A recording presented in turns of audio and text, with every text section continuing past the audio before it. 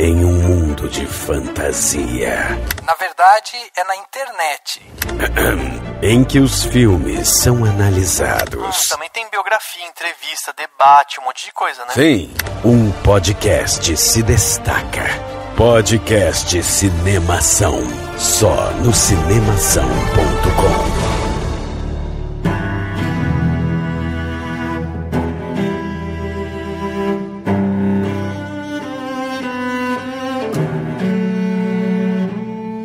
Seja bem-vindo ao podcast Cinemação 346. Eu sou Rafael Arinelli e eu escolheria ou o quarto dos pais ou o da menina. Eu ainda tô na dúvida. Eu tô pensando ainda qual que eu escolheria.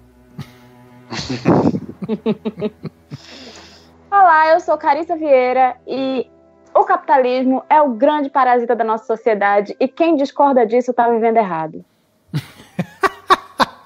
E tenho dito... Eu sou Daniel Cury e, como diria a sábia música, o motivo todo mundo já conhece, é que o de cima sobe e o de baixo desce. Ai, olha o Dani trazendo a filosofia do Tchan. Do axé. Do axé. As meninas. É das meninas, eu achava que era do Tchan. Olha como eu sou por dentro. Não, não é do Tchan. Muito bem, meus amigos. Estamos aqui neste podcast 346 para bater um papo sobre este filme que chegou chegando nos festivais, no mercado, sabe, levou a barrinha lá de expectativa, né? A galera toda tá de olho nesse filme porque realmente ele tá chamando muita atenção por sua qualidade, por sua narrativa e tal. E vamos falar hoje sobre Parasita, filme coreano que já levou Cannes para casa e chega fortíssimo também para outras premiações aí que virão. Para bater esse papo sobre Parasita, a gente trouxe aqui a Carissa, lá do canal Carissa Vieira, para ajudar a gente a bater esse papo. A Carissa que já esteve esse ano aqui com a gente, bateu um papo sobre Green Book, Vice e a Favorita, né, no podcast 307. Depois falou com a gente sobre Nós, no podcast 312. E falou mais recentemente sobre Bacurau no podcast 334. Carissa, seja bem-vinda novamente à nossa casinha aqui do Cinemação. Obrigado por você estar aqui com a gente hoje. Obrigada pelo convite, adoro podcast, então é sempre um prazer. Pois é, já estão falando aí na podosfera, já estão perguntando quanto é que vai ser lançado o Carissa Cast. Em breve, não Carissa Cast, mas enfim, temos projetos. Porque você já tem o canal, né, Carissa Vieira, de repente Carissa Cast. Sozinha é um pouco mais trabalhoso, mas assim, me arrastaram pro mundo dos podcasts, veja bem. E cá, pra escutar você, ver suas análises, né, acompanhar seu trabalho, é no seu canal do YouTube, certo? Carissa Vieira, a pessoa entra lá, procura por Carissa Vieira, te encontra e já vai encontrar lá você falando de filmes e tudo mais, certo? Certo. Isso mesmo. É isso aí, vamos bater esse papo. O Dani tá aqui também com a gente, né, Dan? Tá ansioso pra falar sobre o Parasita, né, Dan? Pior que eu tô mesmo, faz tempo que eu vi, né? Eu vi lá na mostra, vi de novo depois, né? Que estreou comercialmente, vi de novo. Então, vamos lá, dá pra falar várias coisas, assim. Mas eu tenho a bronquinha, porque as pessoas estão falando melhor do ano, e eu fico assim, gente, calma, espera, relaxa. As pessoas parecem que elas têm umas coisas, mas que tem que ver o melhor filme do ano. Ai, obrigada, me senti tão representada nesse momento. E se ele não for, tá tudo bem, ele já é ótimo, né? Tá que sabe o que falta nessa frase? Falta assim, ó, melhor filme do ano pra mim. E pronto, resolvi o problema. Não é nem isso, tipo, por que a necessidade de determinar qual é o melhor do ano, entendeu? É um filmaço, é um baita filme, a gente vai falar. Mas se for o melhor filme do ano pra pessoa, eu acho que tudo bem. Agora, duro que eu acho é quando a pessoa rotula isso e se você fala, não é. Aí a pessoa, meu Deus, como assim não é? Tipo, a minha crítica não tem 5 estrelas, desculpa, mas a gente pode falar sobre isso depois. Muito bem. Vamos então bater esse papo sobre Parasita, que vai ter spoiler, tá? Sempre bom deixar bem claro aqui. Então você que tá aí ouvindo... Não ouça esse podcast, pula esse podcast. Vai lá no canal da Carissa, vai no canal do Cinemação também, que tem podcasts antigos lá. Vai lá, vê outras coisas, vai consumir outro tipo de conteúdo. Assiste o filme e depois volta aqui, porque esse é um filme que vale a pena você ter o primeiro impacto, depois analisar ele, porque é um filme que te deixa com aquela sensação assim de, nossa, preciso falar sobre ele. E é isso que a gente vai fazer aqui hoje, logo depois do quadro Repercussão. Confira o que rolou durante a semana. Eu começo. Agora no Repercussão.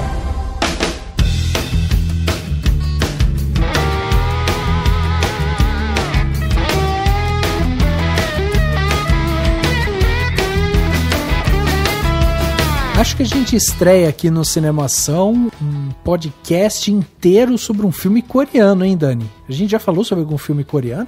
Pois é, eu acho que não. Porque passou Okja. A gente não falou, né, filme coreano? Não, a gente não falou do Okja. O próprio Old Boy é o quê? É japonês? Old Boy é coreano, é clássico, poderia estar na nossa lista de clássicos, inclusive. Pois é. Falar dele um dia. E não está. Clássico entre aspas, mas cult, enfim. Estreamos no cinema coreano com Parasita. Estreamos bem, Dani? Acho que sim, né?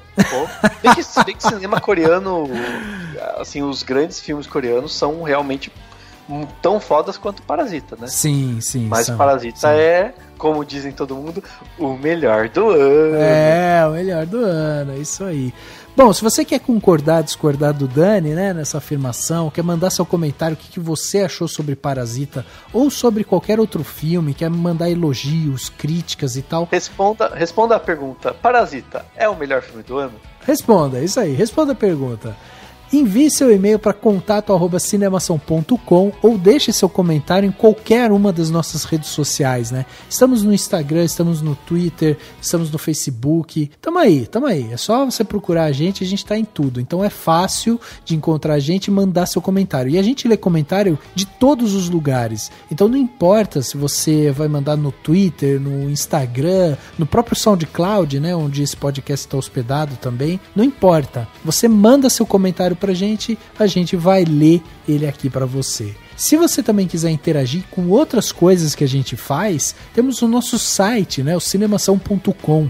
É lá que se concentra todo o nosso conteúdo aqui do Cinemação. Você vai encontrar artigos, críticas, vídeos, vai encontrar dicas de filmes, séries, muita coisa bacana tá lá. Inclusive, recentemente saiu lá um artigo, né, uma notícia que o Cauê Petito colocou pra gente falando que a Horror Expo 2020 já tem data confirmada, já tá tudo confirmado para acontecer no ano que vem. Então você pode ir lá e saber mais sobre a Horror Expo. Temos aí também um artigo novinho em folha lá do Gui Pereira, que é um colunista convidado aqui do Cinemação, e ele colocou esse artigo para falar sobre O Fantasma Apaixonado, clássico do cinema, e ele fez essa análise sobre esse filme. Tem muita coisa bacana, crítica de O Exterminador do Futuro, Destino Sombrio, tem Geração M, né, com o episódio também sensacional sobre a Horror Expo, também crítica tá lá. De Parasita. Crítica de Parasita. Críticas, porque já faz tempo que eu fiz, mas tá lá. É verdade.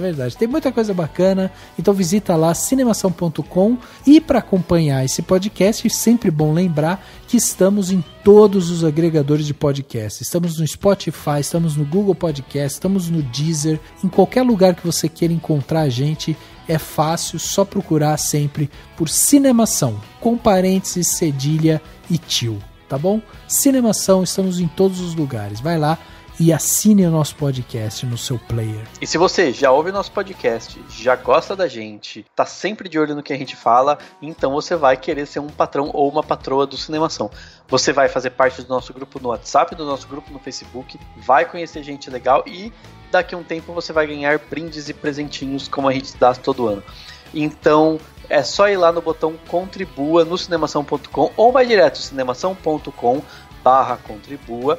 Escolhe a plataforma que for melhor para você, escolhe o valor que couber no seu bolso ou que você achar que a gente merece, e você pode contribuir a partir de R$1 por mês, né? Que é aquele dinheirinho, parece pouco, mas faz toda a diferença pra gente, e aí você vai ser um patrão ou uma patroa do Cinemação. Então entra lá, contribua e faça com que a gente cresça ainda mais.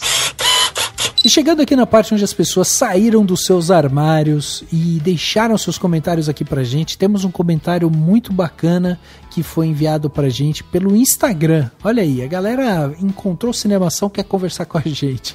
E quem mandou foi a Andresa Cruz e ela falou o seguinte: olá, tudo bem? Não acompanho o podcast de vocês há muito tempo, mas adoro os comentários de vocês sobre os filmes. Pensei que vocês poderiam fazer episódios comentando Dor e Glória, Parasita e Burning.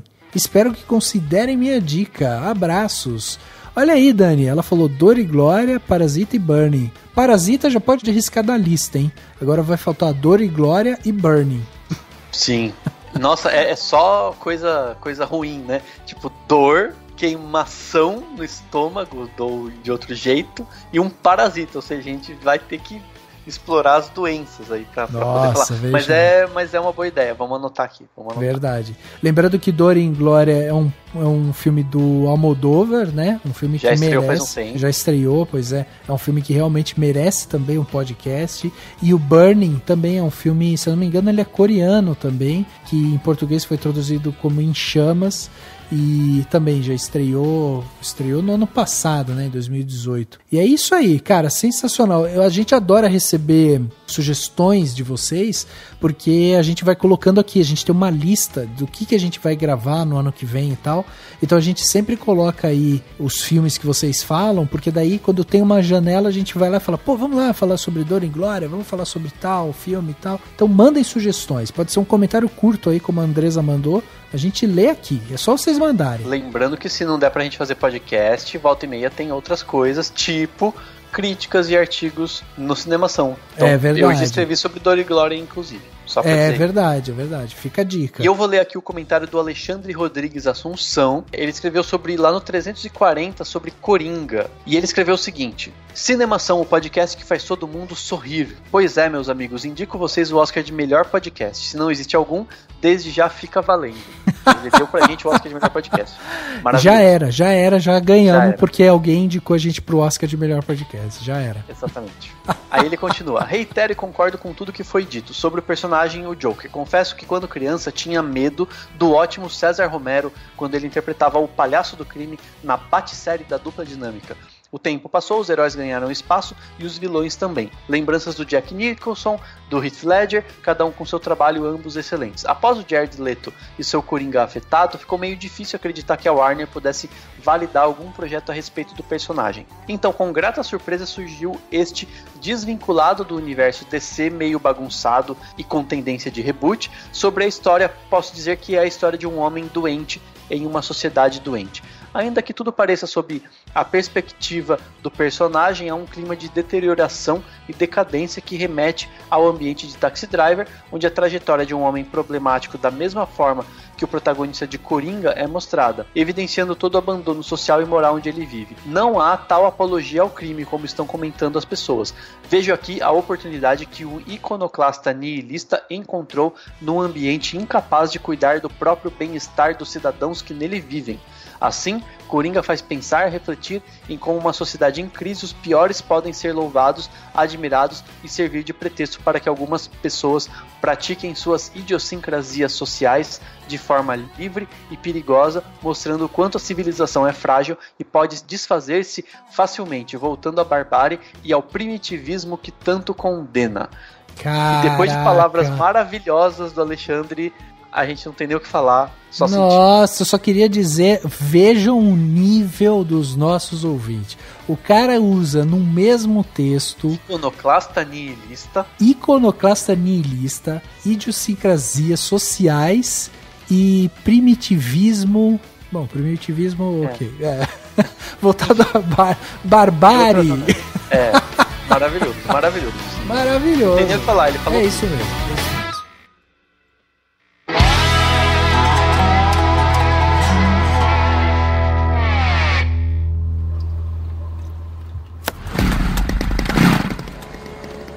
뭐야, 소독해?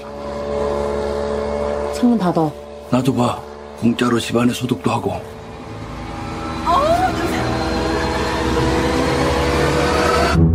부모님 얼굴도 뵙고 좋더라. 건강들 하시고. 일거리가 없으셔도. 네가 내 대신 얘 과외 선생님 좀 해줘라. 영어. 대학생인 척하라는 거야? 구라를 좀 치지 뭐. 넌 이 좋은 실력으로 왜 미대는 맨날 떨어지냐? 아이씨 죽을래. 저는 이게 위조나 범죄라고 생각하지 않아요. 참으로 시의적절하다. 부자들이 원래 참 잘 속아. 그래서 사모님이 뭐랄까. 풀타임으로 수업 어떻게 하시는지. Is it okay with you? Chegava nos cinemas no dia 7 de novembro de 2019 o filme Parasita, dirigido aí pelo Jong Ho-bong, ou também, como eles falam no coreano, né? Jong Ho-bong. Né, esse filme sensacional que chega, um filme de suspense, com comédia e tal, com muita coisa ali envolvida, e é um filme que teve um orçamento, pros padrões que a gente fala aqui, né, principalmente dos filmes hollywoodianos, um orçamento baixíssimo, porque foi um orçamento de 11 milhões de dólares. E o filme já arrecadou praticamente aí, né, 112 milhões de dólares ao redor do mundo. O filme conseguiu faturar 10 vezes mais o custo dele. Vocês têm noção do sucesso disso? Porque assim, independente do que a gente estava falando no começo, da pessoa falar que é o melhor filme do ano, ou de falar que não é o melhor filme do ano e tal, o fato é, o filme é um sucesso de bilheteria, de público, é impressionante. Ele conseguiu bilheteria expressiva até nos Estados Unidos. Exato. Onde as pessoas geralmente não gostam de ler legenda, de ver filme que não seja americano e tudo mais.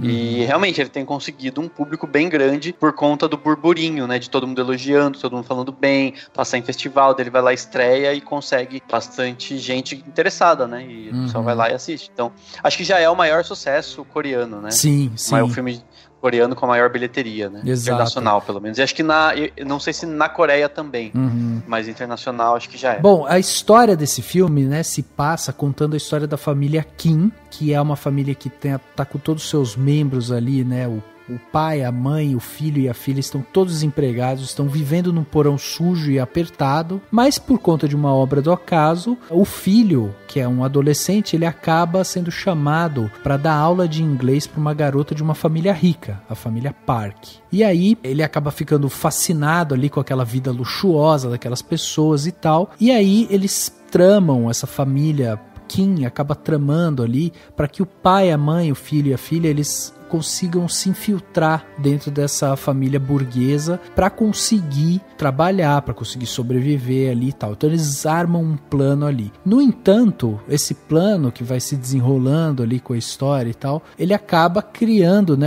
aquela situação, uma bola de neve, e aí toda essa coisa dos segredos, o plano, as mentiras e tal vão precisar ser sustentadas, e isso pode custar muito caro a todos eles. E, na verdade são duas famílias, a família Kim, que são os mais pobres, e Park, que são os mais ricos, que são dois sobrenomes, tipo, absurdamente comuns na Coreia do Sul. Muita gente tem esses sobrenomes. Diferente do nosso querido Ho-bong, né, Dani, que é o diretor do filme, que tem um sobrenome totalmente diferente lá na Coreia. Pong é um sobrenome totalmente diferente.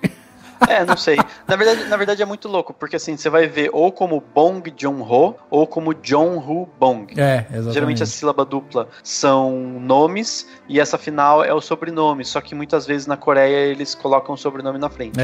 Que é muito louco. Enfim, e, né, culturas diferentes, afinal de contas, cinema é pra isso. Exatamente. E Dani, diz pra gente então, quem é mais que compõe essa ficha técnica? Estou ansiosíssimo pra observar aqui sua pronúncia coreana. Minha pronúncia coreana é maravilhosa, sou praticamente um poliglota.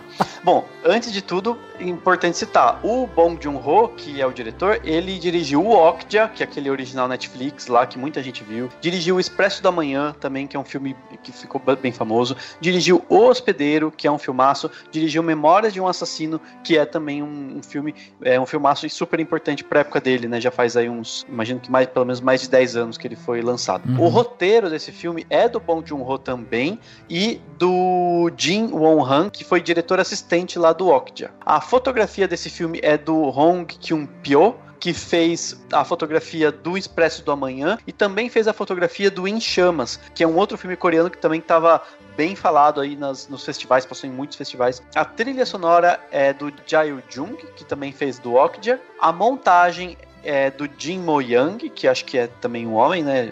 Enfim, acho que a montagem também é. Que o Jin Mo-young fez a montagem do Invasão Zumbi também, né? Que é um outro filme coreano famoso.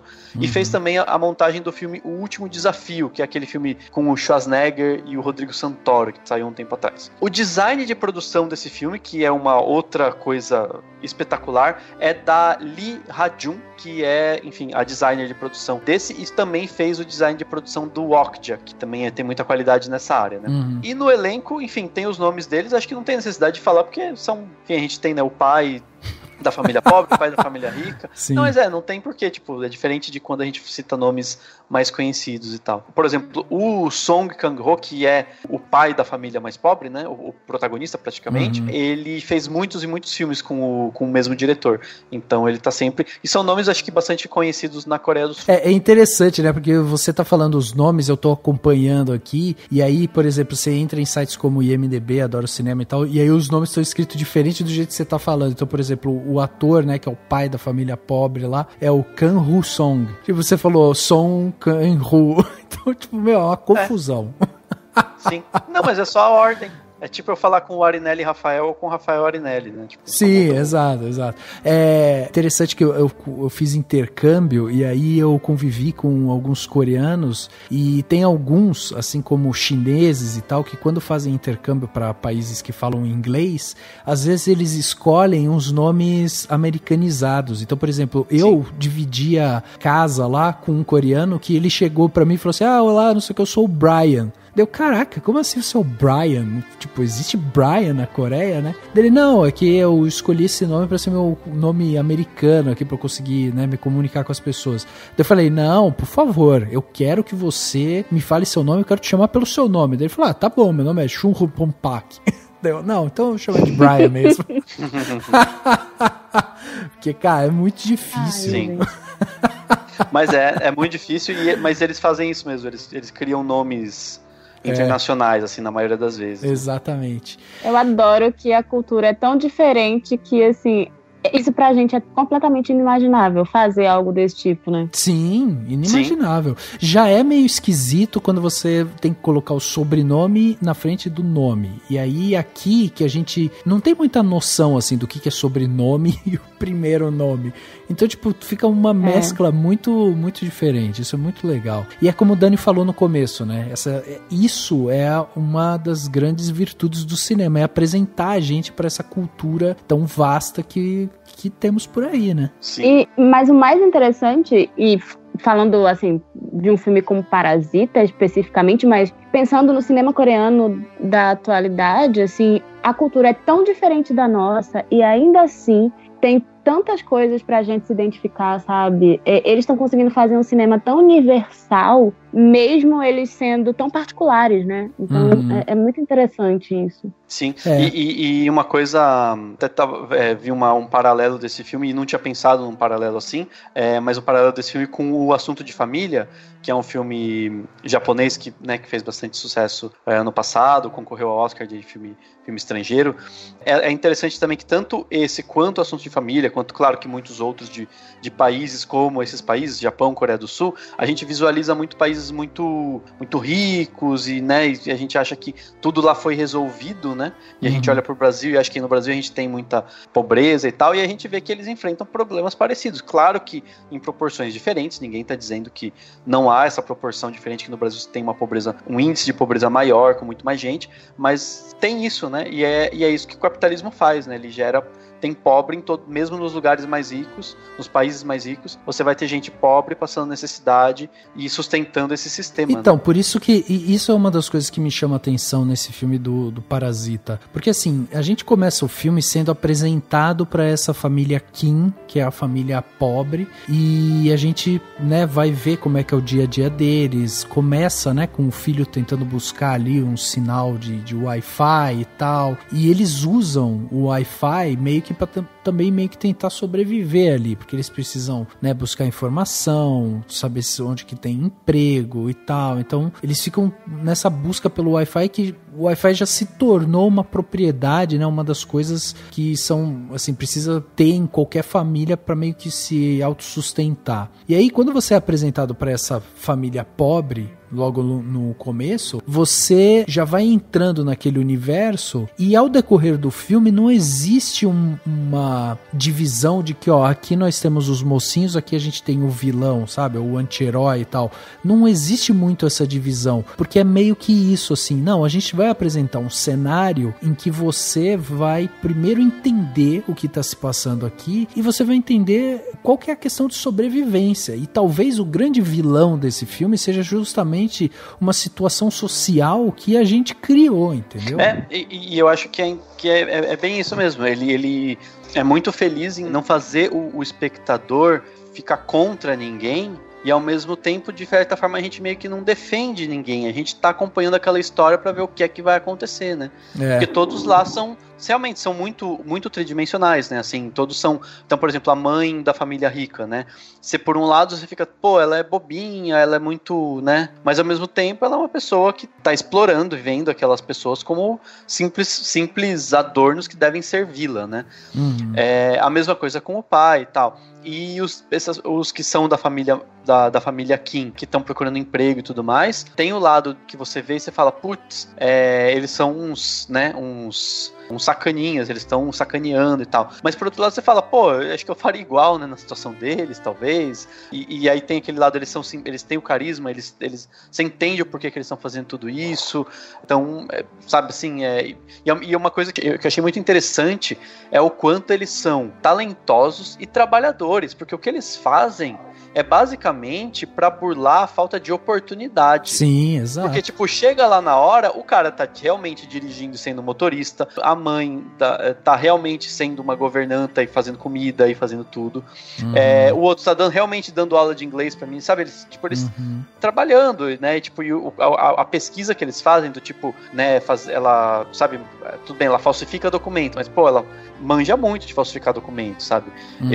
Eles fazem aquela coisa de buscar o carro, pra pesquisar o carro, Falei, gente, eles estão, tipo, eles estão sendo praticamente empreendedores, né? Se a gente fosse usar o discurso. E é verdade, de certa forma. Eles são esforçados, né? São muito esforçados. Pra caramba. Não, então, tipo, não é aquela coisa que você fala assim, nossa, ele está cometendo algo errado. E isso que é interessante, porque o filme serve justamente pra mostrar pra gente essa complexidade da situação. Não, mas Dani, eles estão fazendo algo errado. É que eles são talentosos naquilo. Mas o filme é justamente pra isso, né? Pra mostrar pra gente o quanto você não tem outra saída quando você tá nas camadas mais baixas da sociedade, numa sociedade capitalista com esse sistema todo sufoca, né? Quem é mais pobre, né? É isso. Eles estão fazendo algo errado, mas assim, é quase como se a sociedade, se esse sistema tivesse levado eles a fazer isso, sabe? Porque assim, se eles são tão criativos, eles são tão talentosos, porque, gente, eles são atores, assim, brilhantes. Cara, é incrível. Mas assim, eles não têm oportunidade nenhuma. Imagina aquela menina tendo oportunidade, sabe? Mas ela simplesmente não tem, porque ninguém olha pra eles. Eles estão ali, literalmente vivendo no fundo do poço, porque assim, literalmente não, porque não é um poço, né, mas assim, eles estão vivendo, inclusive, num lugar, num porão? Tipo um porão. É um semi-porão, né, uma coisa comum em vários países, sabe? Né, tipo, Então assim, eles vivem num lugar que, como acontece no filme, é inundado, eles vivem à margem da sociedade, de fato. Sim. Então ninguém olha pra eles. Então, não é como se, assim, eles sonham, eles são 4 folgados que não fazem nada, que não querem fazer nada da vida. Não é isso, né? Eles são pessoas que gostariam de ter oportunidade, mas, assim, eles simplesmente não têm. E quando a oportunidade surge, acaba sendo assim, eu tô agarrando e eu não quero prejudicar ninguém, eu só quero ter possibilidade de ter uma vida digna, sabe? Só que aí é tipo... a gente vai vendo que existem vários tipos de indignidade, assim, porque, por exemplo, a outra mulher lá, que o marido vive escondido, é outra prova de que aquela sociedade é totalmente doente e que tem outras formas, sabe, das pessoas estarem à margem. E também Exato. porque ele estava devendo o marido dela, ele acabou ali porque ele estava devendo, porque também ele não tinha condições de sobreviver dentro daquela sociedade, sabe? É complicado. Exatamente. E é isso que eu digo geralmente quando a gente tá vendo filmes onde é feito esse corte abrupto, né? Entre você coloca de um lado o herói, você coloca do outro lado o vilão. E uma das minhas grandes incomodações é justamente quando a gente tem esse vilão, a gente tem esse antagonista, e aí o roteiro, ele não se preocupa, o roteiro ou o corte final do filme, enfim, ele não se preocupa em desenvolver aquele discurso vilanesco ali. Então o vilão acaba se tornando o vilão por ser o vilão. Tipo, você não entende exatamente as motivações dele. E eu acho que o filme, ele ganha muito, ele fica muito mais rico quando a gente tem essa possibilidade de entender todo esse background do que tá levando aquela pessoa a tomar aquela atitude. E aí, a gente entendendo a história, não significa que a gente concorde com ela, mas a gente passa a ter essa visão mais ampla e consegue entender onde é que estão os erros, onde que a gente pode consertar isso, consertar aquilo e tal. Então, assim, isso foi uma das coisas que me chamou muito a atenção, porque até a metade do filme, quando você tá vendo a família Kim colocar um membro atrás do outro ali na família Park, né, família rica, a família Kim, ela vai fazendo isso, vai fazendo essas jogatinas ali, inventa uma história aqui, joga um pó de pêssego na mulher lá e não sei o que, consegue mandar o motorista embora e tal. Então, eles estão fazendo o jogo deles. Enquanto eles estão fazendo aquilo, você fala, caraca, mas que gente desgraçada, né? Porque eles estão tirando a oportunidade de outras pessoas que estavam lá. Tipo, quem é que disse que o motorista também não tem uma vida desgraçada? Quem é que disse que a própria governanta que estava lá não tinha uma vida complicada também? De fato tinha, né? E de fato tinha, exatamente. O marido dela estava escondido lá e tal. E aí você observa esse tipo de coisa, você vai criando meio que essa antipatia por eles, porque por mais que eles sejam simpáticos e tal, você tem essa questão, né, de tipo, pô, eles estão fazendo isso e tal. Só que o filme, ele é muito feliz, porque daí entra uma parte que pra mim até, adicionando um nome aqui nessa ficha técnica que o Dani trouxe pra gente, que é do Yang Jin-moo, que é o cara que é o editor do filme. E aí eu acho que ele é muito feliz, porque na edição a gente consegue ir percebendo essa questão dúbia, né? Porque daí, enquanto você tá criando esse sentimento com essa família Kim, você tá achando que eles estão sendo sacanas e tal, ao mesmo tempo ele coloca uns cortes ali em que você vai ver a família jantando lá na casa deles, que fica nesse porão, você vai ver a família fazendo algumas coisas ali, tipo indo visitar lá os carros e tal, e você vai ver que tipo, eles não têm outra alternativa. Então, ao mesmo tempo que você acha eles uns sacanas, a edição vai te mostrar, sabe, não tem muito mais o que fazer. E isso é legal, sim, criar essa questão dúbia, você ficar com esse sentimento de, caraca, sabe, é uma sacanagem, mas ao mesmo tempo, pô, vocês têm que fazer isso, não tem mais o que fazer, gente, e tal.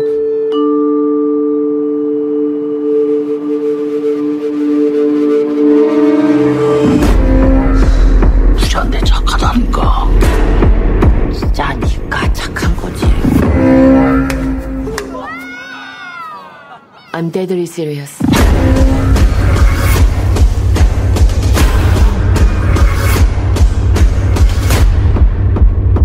근데 지금 진짜로 이상한 게 뭔 것 같아.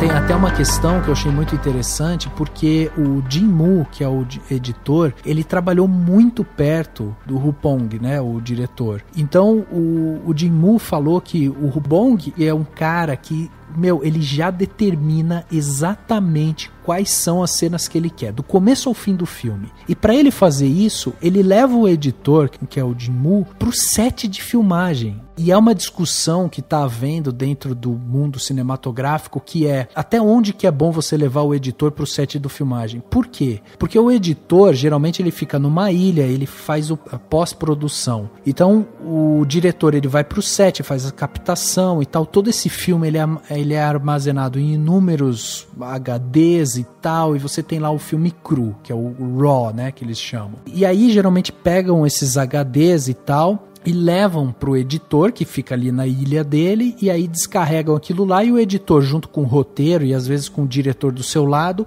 vai montando o filme ali com tudo que foi captado durante aquele tempo ali de filmagem. Nesse caso, quando você leva o editor para dentro do set de filmagem, o Jin-Moo falou que ele ficava ali do lado da filmagem mesmo, não é nem que ele tava tipo numa salinha escondido dentro do set de filmagem, não, ele tava ali direto, porque eles criam um sistema em que assim que o filme ele é captado, o RAW, né, o filme cru, ele já é transmitido direto para a sala de edição. E aí o editor faz um corte ali, ele cata aquela cena, já faz um corte, já faz uma edição ali, e ele já mostra pro diretor. E aí o diretor já fala, ok, gostei dessa cena, não gostei dessa cena, já vamos refazer. Então é um negócio muito rápido. E aí o Jin-Moo falou que inclusive ele chega a editar o filme 2 vezes, né? Porque ele faz uma edição ali na hora, ele vai editando essas cenas na hora, mas depois ele tem que fazer uma segunda edição quando ele precisa montar tudo, né? E vai fazendo o refinamento ali e tal. Então eu achei interessante porque essa questão de você trazer o editor para dentro do set, o diretor tá ali perto e tal, torna a coisa muito mais dinâmica, né? E existe essa discussão, até porque o Jin-Moo falou que, assim, pra ele, sabe, fica muito mais rápido, porque o diretor já olha e já vai falando, não, isso aqui sim, isso aqui não, isso aqui sim, isso aqui não. Então é interessante de você ver essa dinâmica. E o Hu Bong, ele é um cara que ele sabe exatamente o que ele quer mostrar. E uma das características dele é a seguinte, ele gosta de mostrar as coisas uma vez só na tela. Ele não gosta de ser redundante. Então, inclusive, foi perguntado pro Jin-Moo, por exemplo, tem aquela cena em que o filho, né, da família pobre, o filho da família Kim, ele vai até a casa da família rica, ele conhece a casa, ele anda pela casa, ele conhece a menina que ele vai dar aula, ele dá aula e tal. Então você vê todo aquele personagem conhecendo todo aquele ambiente. E é através desse filho que a gente vê o convite sendo feito, né, para ele dar aula de inglês e tal. E aí, quando ele faz esse reconhecimento, depois há um corte e depois a gente vê o filho chegando com a irmã, que vai dar aula pro menino lá, que é o menino que gosta de pintar e tal. Nessa questão foi perguntado pro Jin-Moo, por que você não fez ou não mostrou o irmão chegando lá conversando com a irmã, sabe? Tipo, pô, tem uma oportunidade ali e tal, blá blá blá. Daí o Jin-Moo falou, porque o Hu Bong, ele gosta de mostrar as coisas uma vez só. Se mostrasse, tipo, o filho tendo que convencer a irmã, né? O irmão tendo que convencer a irmã de ir dar aula, você estaria repetindo uma cena, que é de quando o amigo do irmão chega lá para convencer ele a dar aula de inglês. Então o Hu Bong não gosta de fazer essas redundâncias. Ele quer mostrar uma vez só a cena e quer que você sozinho já construa toda aquele entre planos ali, né? Para você já entender as coisas que estão acontecendo. Eu achei isso, cara, isso tão sensacional. Faz sentido com a personagem porque ela é bastante ardilosa, vamos dizer assim, né, de certa forma. Então ela provavelmente não demoraria pra ser convencida, né? Sim, faz sentido. Essa coisa do filme não ficar mostrando a mesma coisa várias vezes, de não subestimar o público, porque de fato é isso, assim, ele te dá os elementos ali pra você entender o que tá acontecendo sem precisar tá realmente mostrando de verdade cada mínimo detalhe. É uma das coisas que eu acho mais legais, assim, do filme, justamente porque valoriza o público, assim, tipo, não chama ele de burro, sabe? Quer dizer, não é nem burra a palavra, mas, assim, acho que dá pra entender o que eu quero dizer.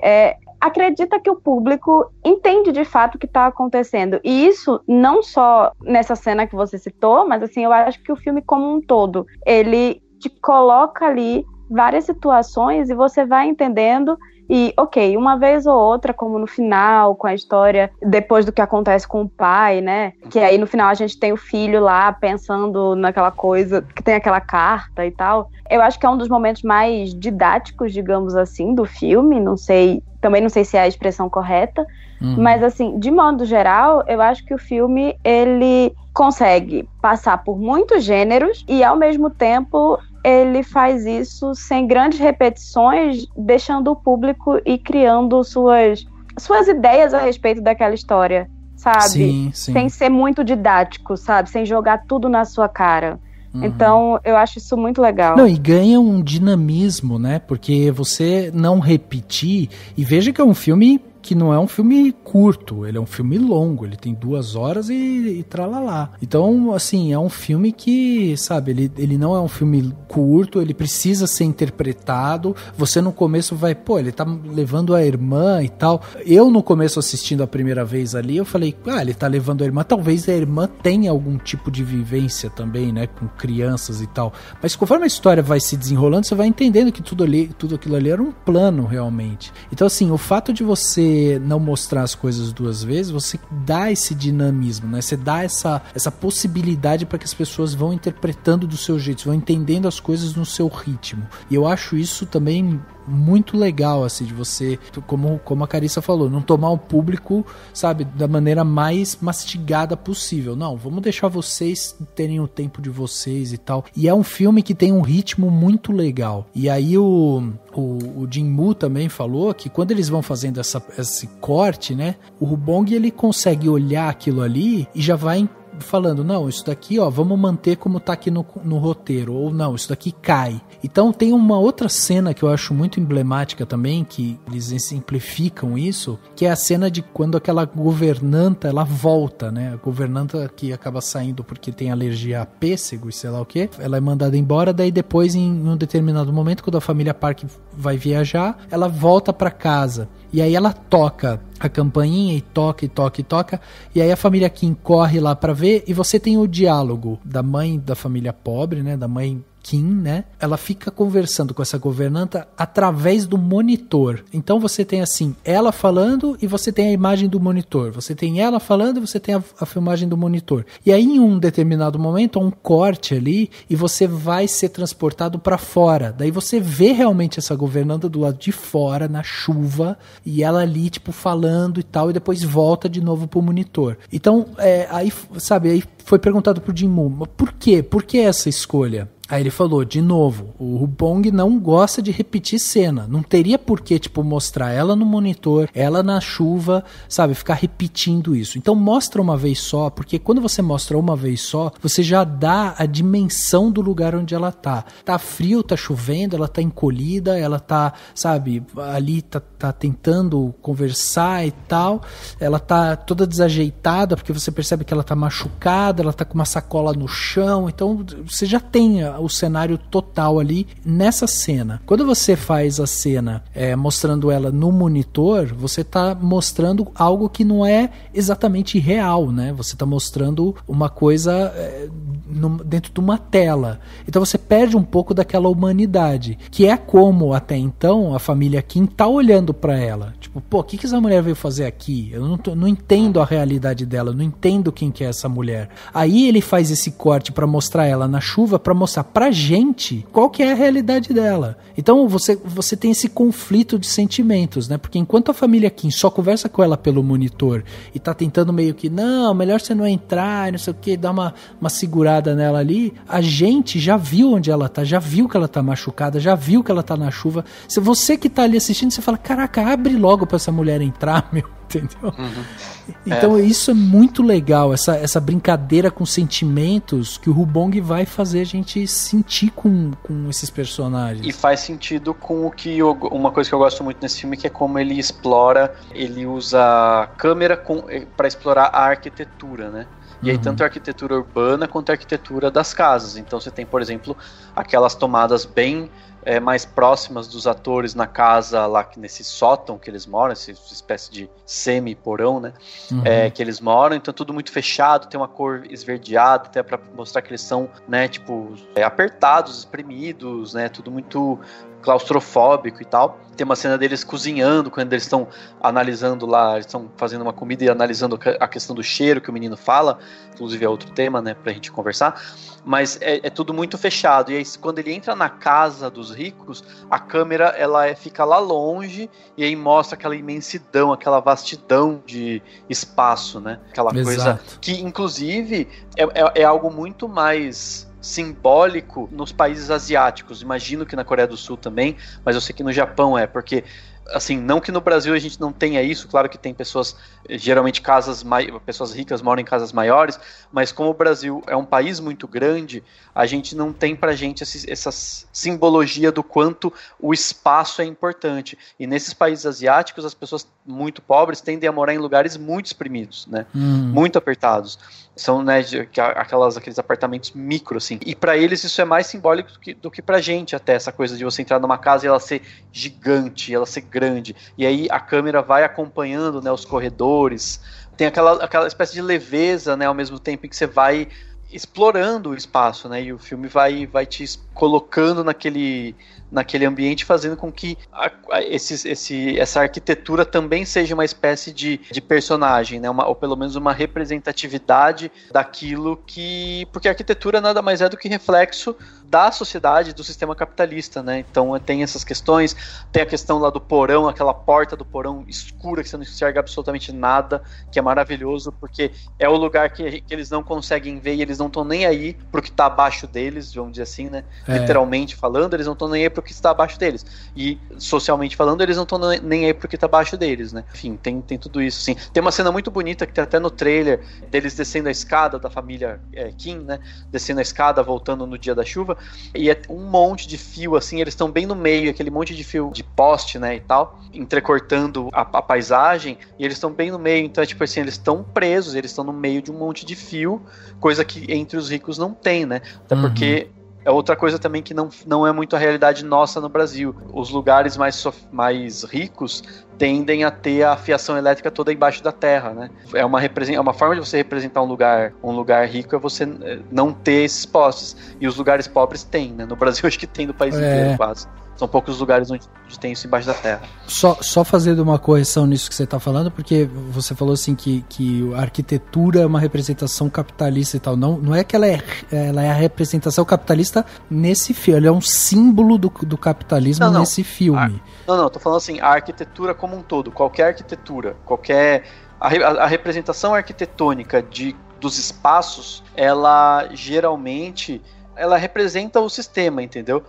Só para te dar um exemplo. Então, mas não que ela tenha a ver com o capitalismo. Tem. Não, Existem estudos que fazem relações entre o quanto a arquitetura de uma cidade, ou a arquitetura de uma casa, ou a arquitetura dos espaços reproduz os preconceitos, então, Dani, mas é maior do que você definir a arquitetura só como uma representação capitalista. Ela é representação do próprio ser humano. Do sistema. É isso que eu quero dizer. É do sistema. Do mundo que a gente... exatamente, claro.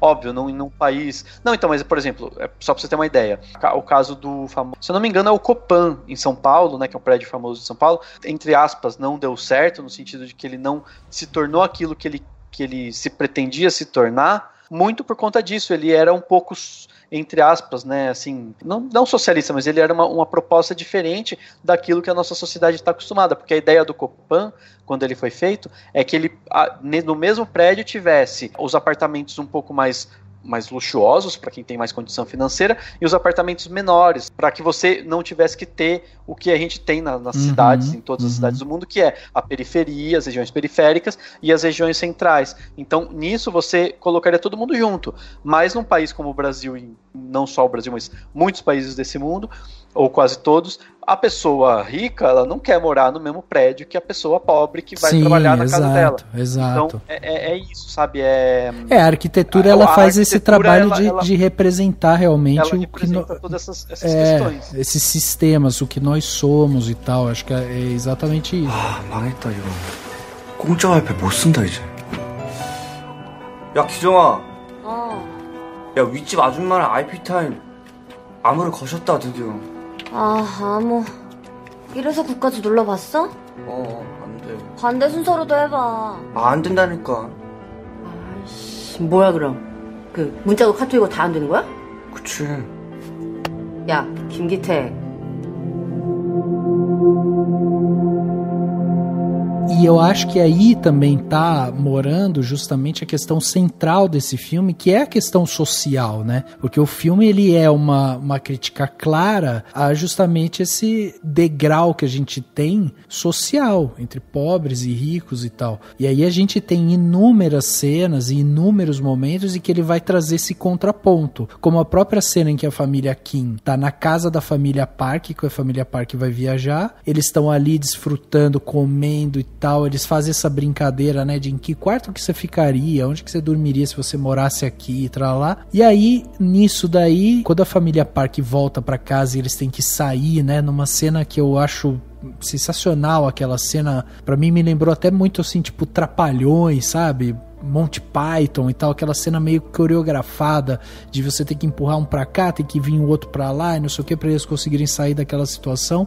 Quando eles realmente conseguem sair daquele universo rico, daquele universo social que eles estavam, que eles não pertencem, eles se deparam com a situação mais prejudicial, mais calamitosa, trágica da vida de qualquer pessoa, que é ver o lugar que você mora completamente destruído, completamente, e eles não têm mais o que fazer. Então tem essa questão que o Rubong traz pra gente realmente dessa, sabe, dessa quebra. Você tava ali tranquilo, aquele jardim maravilhoso, e de repente eles estão no meio da água, no meio, sentando no vaso que tá espirrando merda pra tudo que é lado, entendeu? E eu acho que é aí quando entra a maior sacada do nome Parasita, inclusive. Sim. Porque assim, durante boa parte do filme, porque isso, eu acho que essa mudança, porque inclusive muda muito o clima do filme quando isso acontece, porque o filme vem numa comédia crescente, assim. E aí, é nessa hora que a comédia meio que acaba.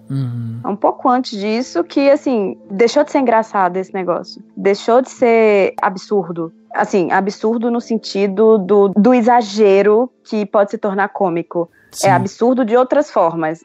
Mas, assim, acabou isso. Virou uma coisa bem trágica e virou a coisa tá triste agora. E aí é onde eu acho que a gente primeiro pensa assim, eu via o filme e eu pensava assim, até chegar nesse momento, se esse cara estiver me dizendo que essa família, a família pobre, que é deles que vem o nome Parasita, eu vou terminar esse filme com muita raiva. Porque a ideia de que ele estivesse dizendo que 4 pessoas extremamente pobres eram os grandes parasitas da sociedade me soava extremamente ofensivo. Por mais que o filme estivesse sendo belamente filmado, com um roteiro até então super bem construído, com atuações boas, enfim, que ele estivesse funcionando super bem. Eu tava vendo o filme pensando assim, esse cara não vai me fazer um negócio desse, né? Porque vai ser a grande decepção que eu vou ter se ele estiver dizendo que uma família pobre é parasita da sociedade. E aí, a partir dessa mudança, desse momento que, enfim, tem toda aquela coisa dentro da casa, e depois eles saem, a família consegue sair da casa e tá aquela chuva horrorosa. Depois eles chegam na casa deles, que é minúscula e tá tudo inundado. A situação é horrível. E a partir daí a gente começa a ver uma outra análise e a ver outras possibilidades, que seria o grande parasita que dá nome ao filme, sabe? E ver que não é a família que é a família pobre que é parasita da família rica. Porque, assim, para aquela família rica ser rica, existe toda uma ordem social, existe todo um contexto problemático da nossa sociedade que é parasita. Você fica meio, quem é parasita de quem aqui, e eu fiquei pensando nisso, até na segunda vez que eu vi o filme, que eu me toquei de uma coisa que é um detalhezinho, né, que o pai lá da família rica comenta que a governanta come bastante, né? Fala assim, ela come muito, ela... A primeira, né, a primeira governanta. A primeira. Quando a gente descobre que ela estava mantendo lá o marido dela naquele sótão, que seria um bunker, né, que tinha sido feito pelo dono da casa anterior e tal. Quando a gente vê isso, eu até pensei, eu falei, nossa, será que esse cara seria o parasita?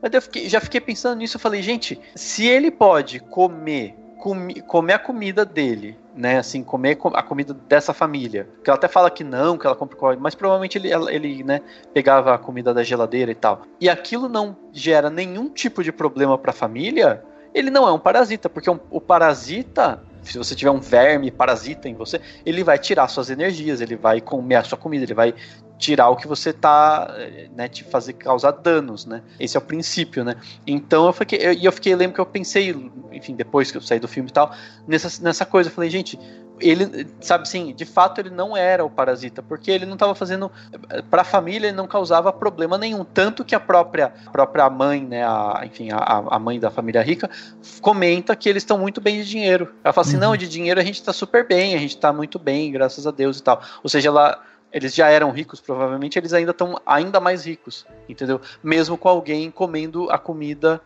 da sua geladeira. Então é isso pra gente pensar, né? Tipo, quanto de desperdício que não existe, o quanto de excesso não tem nas geladeiras ricas e tal. Sim, exato. Mas você sabe que eu acho que o fato dele estar ali, dele estar morando num porão, de estar comendo da comida dele sem eles saberem e tal, também é uma representação dessa questão do parasita. Tipo, ele também faz parte, porque eu não acho que existe um personagem ou uma família exatamente que seja o parasita, né? Porque o parasita, ele é esse organismo que vive em associação com o outro para ele retirar, né, realmente os meios para a sua sobrevivência e tal. E se você pegar essa definição de parasita, que é essa, ele vai retirar para ele ter uma sobrevivência, no caso, o marido da governanta, ele era um parasita, porque ele precisava daquela família para ele viver de qualquer jeito. Então, mas ele não causava mal a eles, né? Mas aí que tá, não precisa exatamente causar mal, mas o parasita, sim, ele é isso, ele precisa de outro organismo para ele sobreviver. Mas ele precisa por conta de um sistema capitalista, porque eles contam, né, que ele estava endividado e era a única forma dele fugir das dívidas. Tipo, sim, então tudo é parasitoso.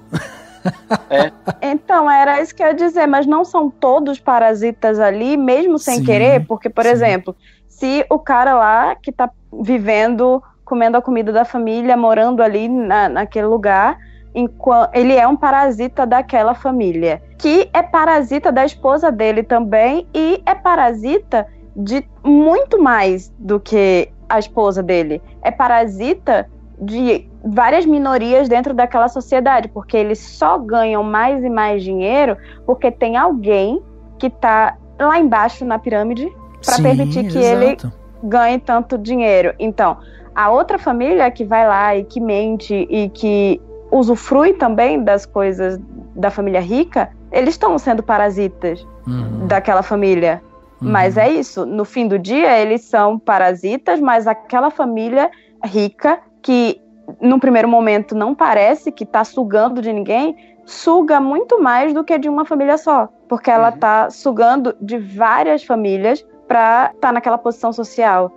Então, na verdade, é um sistema cíclico. É quase um Ouroboros, sabe? A cobra que tá ali, girando e tentando pegar a cauda.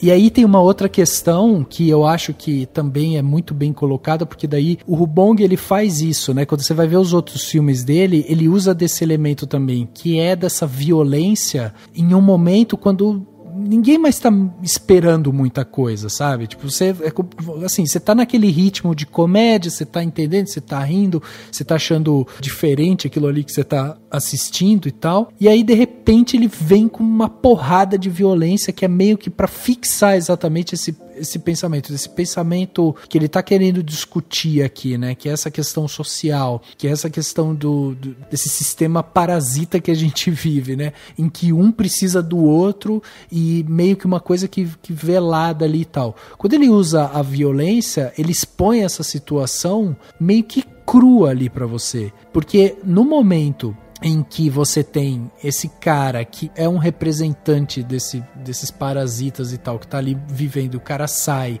aparentemente mata o filho, né, da família pobre, depois ele chega lá e ele ataca a esposa ali do cara e tal, tipo, tem toda aquela confusão, você vê a cena, a violência ela é muito explícita ali, né, você vê o cara jogando a pedra na cabeça do moleque, você vê o espeto do churrasco entrando na carne do outro ali e tal, e aí a situação ela se expõe de uma tal maneira que o ápice dessa situação é o pai da família Park virar pro pai da família Kim e falar, me joga a chave porque eu preciso ir pro hospital cuidar do meu filho. E enquanto o cara não joga, ele fica completamente revoltado, coloca a mão no seu nariz, né? Como se, tipo, toda aquela situação, o que tá incomodando dele é o cheiro do cara. Você tem essa cena em que o cara tá ali meio que tentando segurar o buraco que fizeram na filha dele, quer dizer, pai da família pobre tá com a mão na filha pobre que tá sangrando, que tá morrendo ali, e o pai da família rica tá, tipo, se lixando pra aquilo porque ele quer salvar o filho dele. E aí ele fica,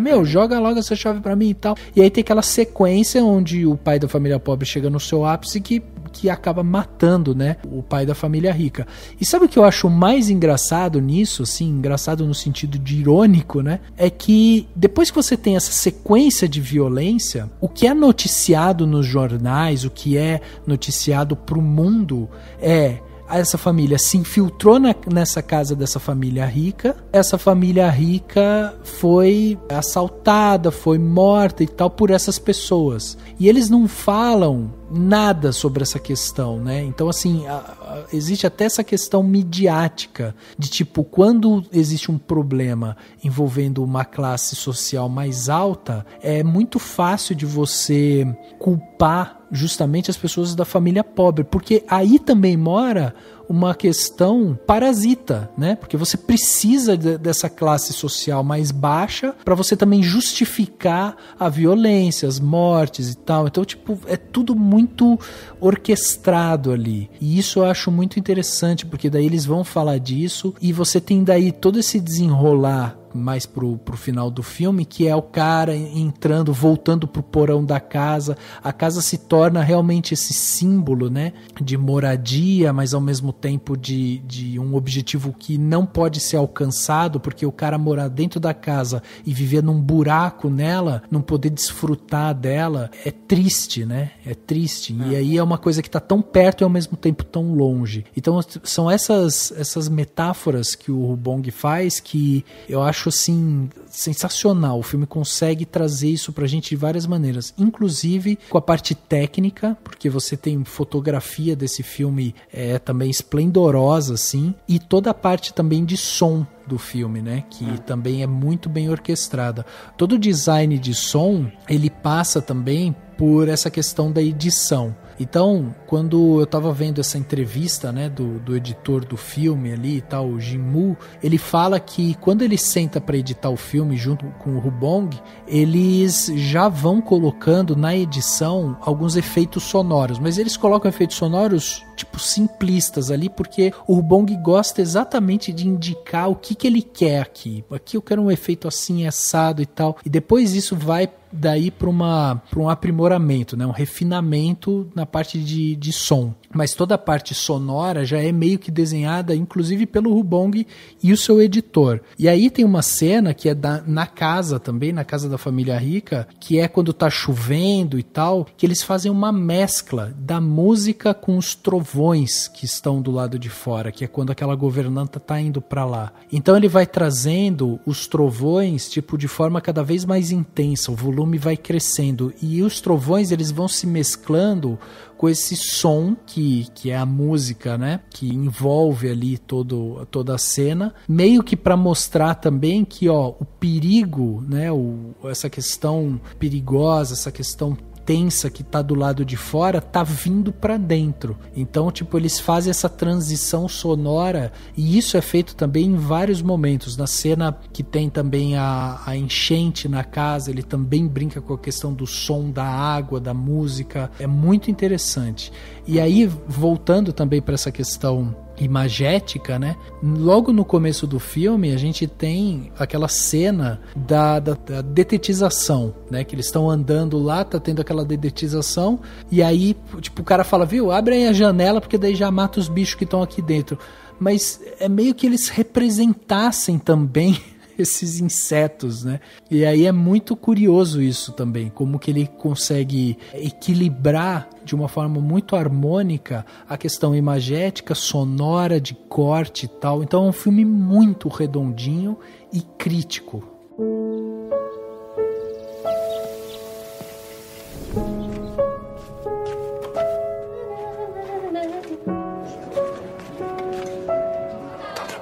그치. 나 잘 어울려? 구라를 좀 치지 뭐.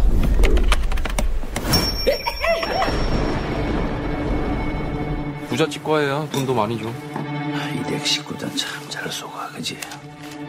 아버지, 저는 이게 위조나 범죄라고 생각하지 않아요. 우리도 뭔가 준비를 해야겠다. 너는 계획이 다 있구나.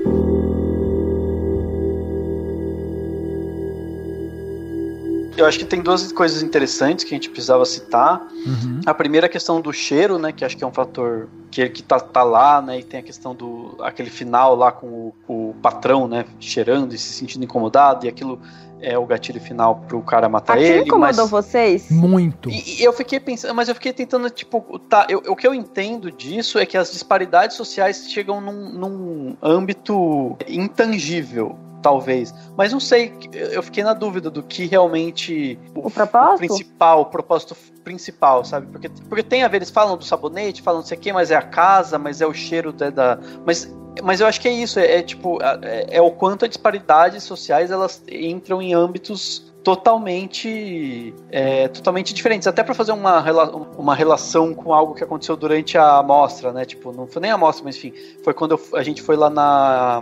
Ai, meu Deus, a gente viu Vida Invisível, depois teve a coletiva de imprensa aquele hotel chiquérrimo lá, como que chama aquele hotel? É, que eles fizeram, acho que quase todas as coletivas naquele hotel, não foi? Isso, enfim, aquele hotel chique, esqueci o nome dele agora. Eu esqueci também. E quando eu entrei nele, eu falei, gente, isso aqui tem cheiro de riqueza, tipo, você entra no lugar, é um cheiro de riqueza. Então, eu acho que tem isso, não sei, é muito louco isso, mas é bem isso, tipo, e aí, provavelmente eles estão naquele ambiente, né, mega amplo e tal, e aí aquilo...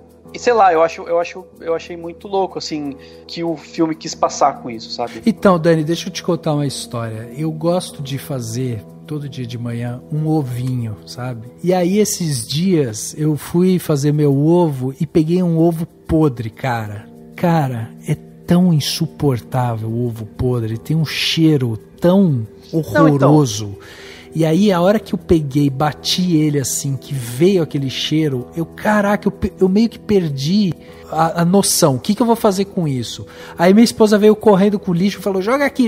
Eu, pum, joguei ali, amarrei o lixo na hora, ficou aquele negócio que impregnou em tudo. E aí eu peguei esse ovo assim, saí correndo de casa e joguei num lixo lá da rua, entendeu? E mesmo assim, aquela coisa...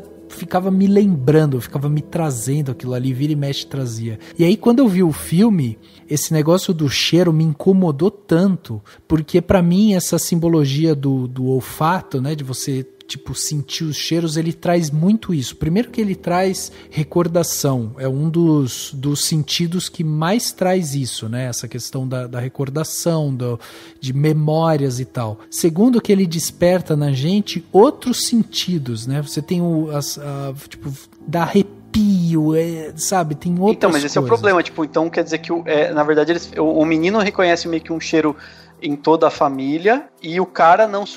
Daí ele tem até aquela citação lá, que o cara tá embaixo da mesa e ele dá aquela fungadinha na própria roupa pra tentar identificar se ele tem realmente esse cheiro, e o homem rico lá falando que ele tem um cheiro que é não sei o que, né, que incomoda ele e tudo mais. Esse que é o problema, tipo, é como se o filme estivesse dizendo então que, tipo, viver numa casa muito pobre ou ser pobre te faz ter cheiro, entendeu? E... Não. Eu não acho que é a coisa de viver numa casa que te dá um cheiro. Eu acho que é uma analogia para essa ideia de que é mais do que essa coisa da riqueza, sabe? E de que, assim, ricos são bem tratados. Se você é rico desde sempre, você vai ter grandes possibilidades de ser sempre mais bonito, mais bem cuidado, mais bonito no sentido de ser mais bem cuidado. Mas eu acho que não é essa a grande questão do filme. Para mim, a grande questão tá na pobreza. Sabe? E que a pobreza é um estado... que gera repulsa, né? Isso. E que ela... Exatamente, acho que a palavra é essa, é repulsa. Ela te afasta. E quanto mais pobre você é, mais a distância você vai ficando, sabe? Isso, pra mim, então isso que eu pensei. É isso. A questão é isso. Por isso que eu falei do intangível, né? Porque realmente é algo que vai além do simplesmente eu não tenho a mesma roupa e eu não moro numa casa grande. Não é só isso. Porque você pode dar a mesma roupa pra alguém, você pode dar um banho de loja. Pegando um filme bem nada a ver com Parasita, por exemplo, você pega, sei lá, uma linda mulher e ela tem toda uma história lá, ela usa aquelas roupas que são consideradas vulgares e tal, e aí ela toma um banho de loja quando ela conhece o personagem do Richard Gere. Mas, ao mesmo tempo, os costumes dela são diferentes para os costumes daquele mundo. E, independente da roupa que ela veste, da forma dos produtos que ela usa, ela ainda não se encaixa dentro daquele ambiente. Exato. E aí, então, voltando para minha analogia do meu ovo podre, eu me incomodei muito com essa cena por isso, porque assim, a questão do cheiro, ela é uma coisa que pode trazer justamente essa repulsa, esse afastamento com aquilo ali, né? Então, por exemplo, eu quando tive essa questão do cheiro, eu achei que a minha casa inteira estava fedendo o ovo, entendeu? Eu acendi incenso, eu tentei fazer alguma coisa para eu afastar aquele cheiro ali de mim, sabe? Porque era um cheiro horroroso do ovo podre. Quando eu vi essa cena, eu achei que era a mesma coisa. E o que eu achei interessante é que o filho pequeno, enquanto ele ainda não tem todas essas determinações sociais do que é bom, do que é ruim, que eu sou rico, eu sou pobre e tal, ele ainda não entende isso. Ele chega enfia a cara na calça da mulher e fala assim, essa daqui tem o mesmo cheiro do outro. E o filho não faz careta, o filho não fala nada, ele só fala assim, eles têm o mesmo cheiro. O pai tem uma repulsa daquilo. O pai cheira e fala, puta, eu sinto um cheiro ruim. E é interessante que quando ele fala isso pra esposa, a esposa passa também a ter a mesma repulsa. A esposa que até então tratava com ele, ia com ele no supermercado e tudo mais, você não via ela tendo esse tipo de demonstração, mas foi o marido dizer, e ela demonstra ali, né, que ela é a dona da casa, que ela cuida da casa, que o cara é o cara que trabalha, que é o cara que tem o sustento, ele tem aquela pose, né, de ser um super empresário e tal, que o que ele fala é lei ali dentro daquela casa e tal, e aí, assim, quando ele passa essa informação pra ela toma aquilo ali como verdade. E aí tem a cena em que eles estão indo lá pra comprar as coisas pra festa, em que a mãe da família rica também demonstra a mesma repulsa pelo cheiro do cara. Então, assim, pra mim essa cena do cheiro, essa coisa de olfato, ela me incomodou por isso. Porque, cara, se você tem um problema de cheiro, é difícil de você conseguir ficar perto daquilo, entendeu? Por isso que eu achei uma ótima simbologia, assim, e eu tinha acabado de viver o negócio do ovo podre, então me ajudou ainda mais. Pra mim foi muito forte, por isso também, eu sou uma pessoa que tem grandes problemas com cheiros, sabe? Então me deu uma agonia tão grande, porque eu fiquei pensando assim, que horror, sabe? E eu fiquei pensando no cara, no rico, que pessoa horrorosa, sabe? Pensando assim, nossa, provavelmente ele nem tem esse cheiro horrível, é só mais uma marca das diferenças sociais. E aí eu fiquei muito incomodada, muito. Exato. Sabe? E aí eu queria, você falou, desculpa, só entrar numa outra questão que tem a ver, né, porque quem percebe isso e fala é o menino. Eu fiquei muito na dúvida, pra mim, esse menino sabia de muita coisa e tava na dele. Porque tem muitas coisas assim, primeiro que ele sabe de código Morse, aí tem aquela lâmpada, né, que o homem lá embaixo ficava acendendo e apagando pra mandar mensagem. Tem aquele momento em que ele tá identificando, né, a mensagem de socorro, e o menino passa aquela noite na barraca, e de lá dá pra ver embaixo daquela mesa. Vocês tiveram essa mesma impressão que eu, de que ele tava sabendo de tudo, ou de que ele tava vendo muito mais, até por ele ser artista, ele ser um menino que gosta de desenhar, então ele é um artista, ele consegue olhar algo além e enxergar mais, mas ao mesmo tempo ele tava na dele, eu não sabia como dizer. É engraçado, eu não pensei que ele via mais por ele ter sensibilidade de artista. Na verdade, eu pensei que ele prestava atenção em outras coisas porque ele é criança. Tá. Porque criança vê o mundo de uma maneira completamente diferente da que a gente vê. E presta atenção em outras coisas. Mas também a percepção da criança nem sempre é 100% realista, exatamente porque ela ainda não tem vivência. Mas eu acho que ele é criança, ele tá prestando atenção em outras coisas. Então ele tava vendo coisas que estavam acontecendo na casa e que, de modo geral, eram muito óbvias, mas que eram óbvias pra ele, justamente por ele ser criança. mas para os adultos não eram óbvias, porque tá todo mundo muito preocupado. A mãe, no caso dos filhos precisarem de professor, a mãe achando que o próprio filho mais novo tá vendo fantasmas, sabe? E enquanto isso, a criança tá vendo de fato o que tá acontecendo.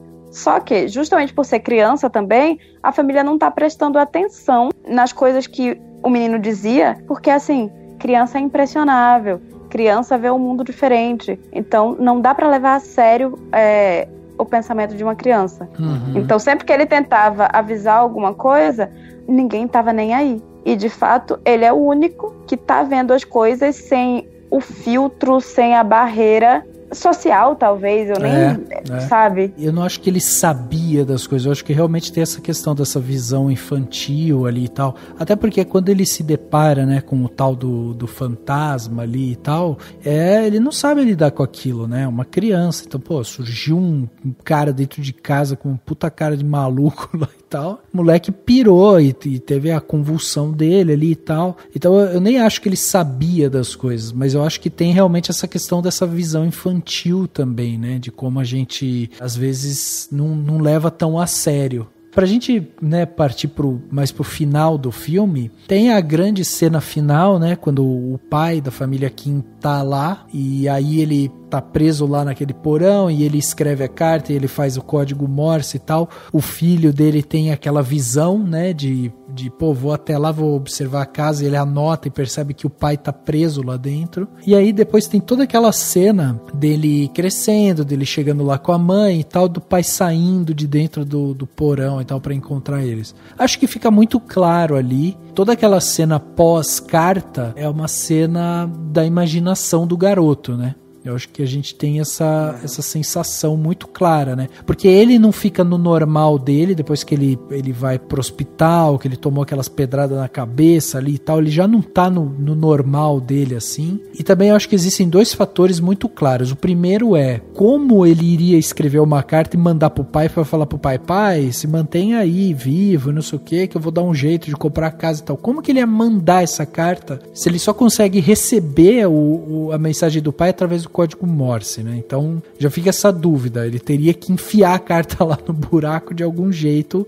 pro pai receber. Então já é uma coisa meio estranha como ele conseguiria passar essa mensagem pro pai. E a segunda é justamente esse lapso temporal que o filme traz, que não é comum do filme também, né? Tipo, ele é meio que um corte, inclusive na sua própria narrativa. Primeiro, né? Que eu me incomodei um pouco, não tanto, não precisa me crucificar, gente, mas eu me incomodei um pouquinho quando já o filme muda de ares e tem uma narração, sabe? E aí vira uma outra coisa. Mas o que me incomodou um pouco mais, na verdade, quando eu vi a primeira vez, foi assim, pô, o filme tá fazendo uma crítica social, dizendo justamente da impossibilidade de alguém muito pobre chegar a viver numa casa daquela, e aí de repente ele mostra que o menino em pouco tempo ficou muito rico e comprou aquela casa. Então isso me incomodou um pouco.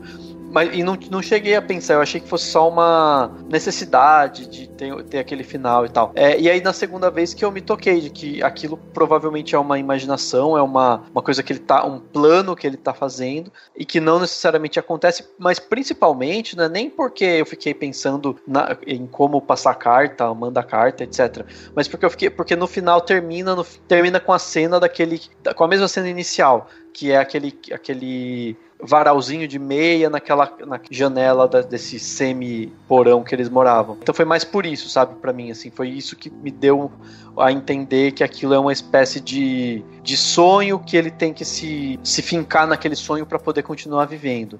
Exato. Mas não sei, eu acho que também tem múltiplas possibilidades, né, de leitura.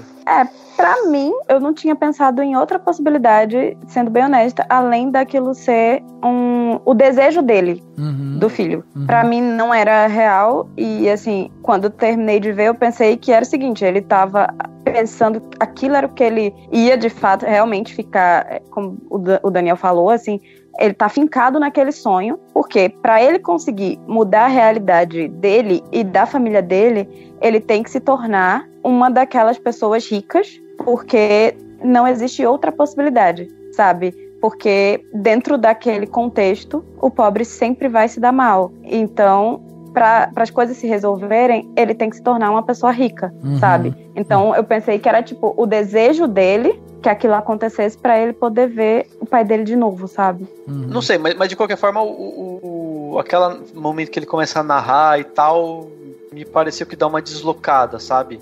Porque o filme... Foi anticlimático? Eu achei. Porque o filme ele é muito maravilhoso no sentido de conseguir misturar gêneros, né?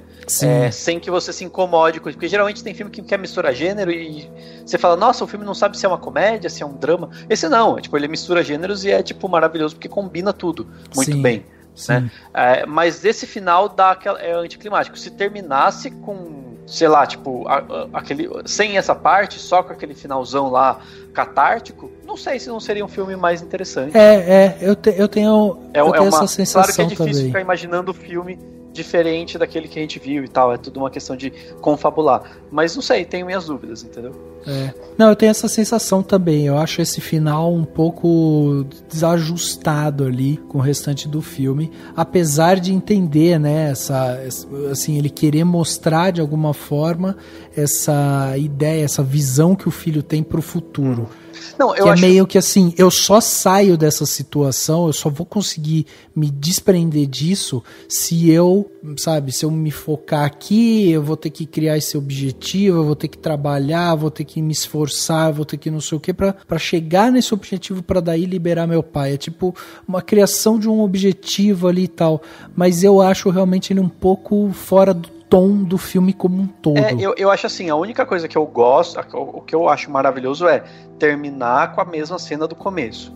Terminar com aquele varalzinho, se eu não me engano é a última cena mesmo. Assim, a última cena. Aquele varalzinho com aquela janelinha. Por quê? Porque é como uma forma de dizer assim, aconteceu tudo isso e tá tudo na mesma. Os pobres continuam pobres, os ricos continuam ricos, entendeu? Tipo, exato. Continua, não mudou nada no fim das contas.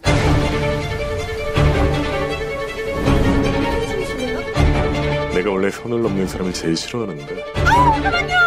오늘 이거 애들 아빠한테 꼭 비밀로 해주세요. 저기 손 씻으셨어.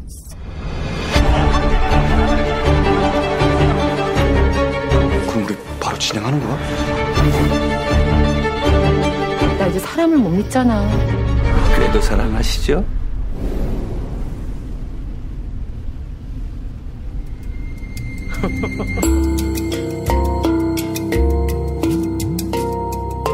Pessoal, vamos dar aqui as nossas notas, então, para Parasita, para carimbar, né, quanto que a gente gostou desse filme e tal. Lembrando que pode ser nota de 0 a 5, podendo ser nota quebrada, né, pode ser 3,24, pode ser 2,15, então pode ser qualquer nota. E eu vou começar com você, Dan, você que estava aí já falando do final, de coisas que você às vezes não gostou. Então diz pra gente qual que é a nota que você vai dar pra Parasita, aquela conclusão final. Sim.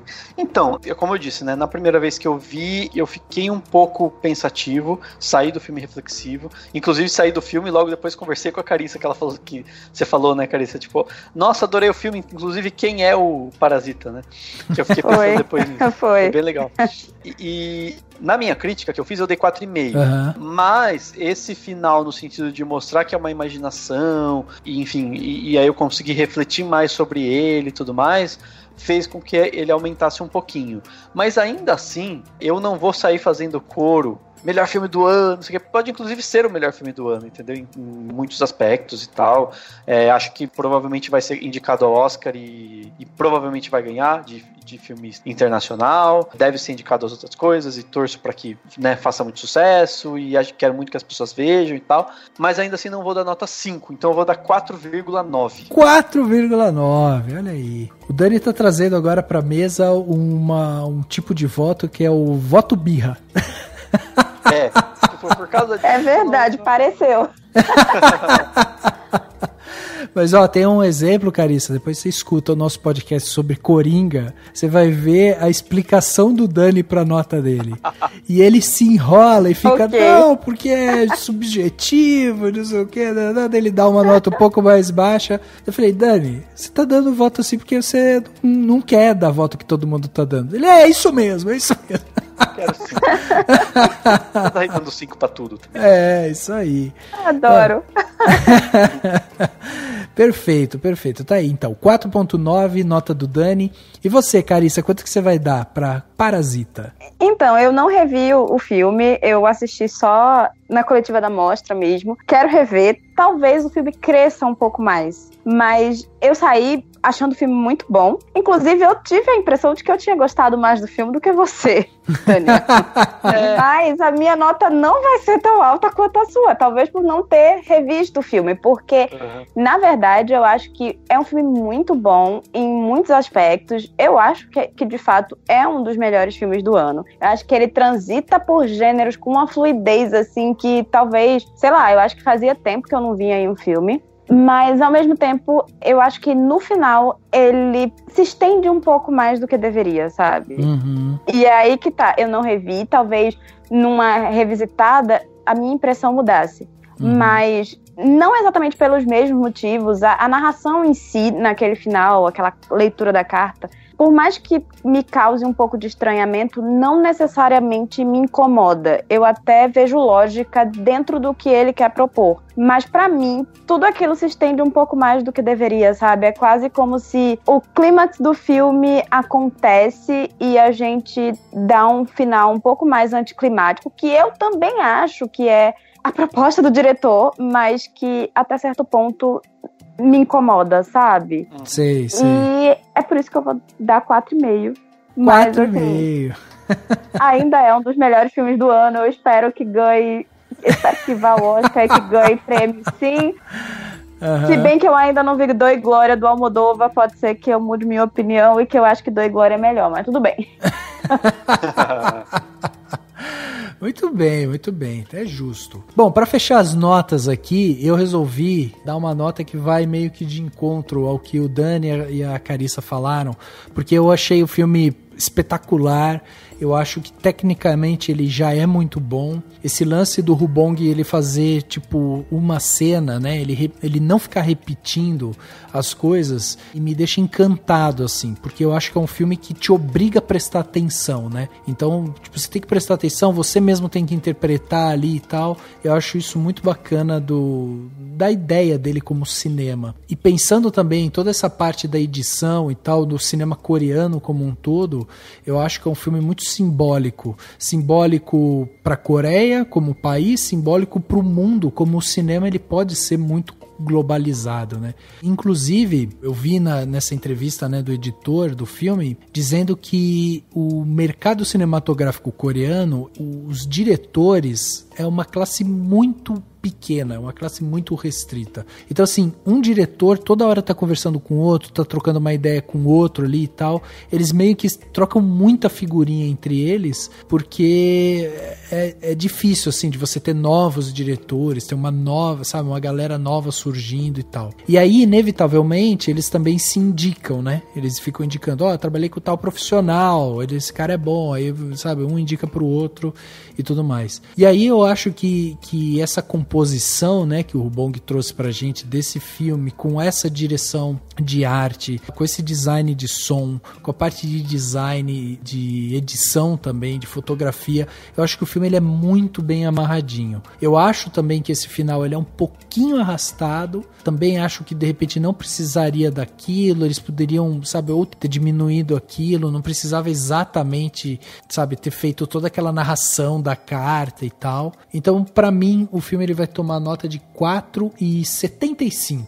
Vou aqui meio que no meio do caminho aqui da Carissa e do Dani. Então a gente carimba para Parasita a nota de 4,72. É a nota que a gente tá dando aqui para Parasita. Eu acho que é um filme excelente, é uma aula de cinema para quem quer entender um pouco mais do cinema, como o cinema é feito também em outros países. Acho que é uma aula de cinema, vale a pena você ir lá, você ver esse filme, você entender um pouco mais do mercado cinematográfico coreano, que vem crescendo, né? Tem muita coisa boa sendo produzida. O mercado cinematográfico asiático tem feito muita coisa interessante, então vale a pena ficar de olho, e fica a nossa recomendação para que você assista e comente aqui com a gente o filme Parasita.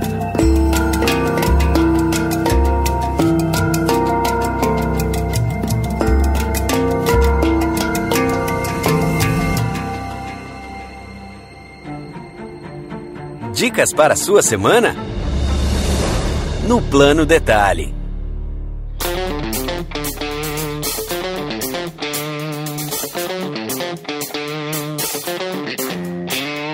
Plano Detalhe da semana, aquele momento gostoso que a gente tem aqui para dar aquela dica para você curtir melhor a sua semana. Afinal de contas, né, a gente solta esse episódio aqui nessa sexta-feira maravilhosa e aí você passa aí 6, 7 dias sem o nosso podcast, fica aquela tristeza. Então a gente dá dicas para você preencher sua semana, você não ficar com a semana tão vazia.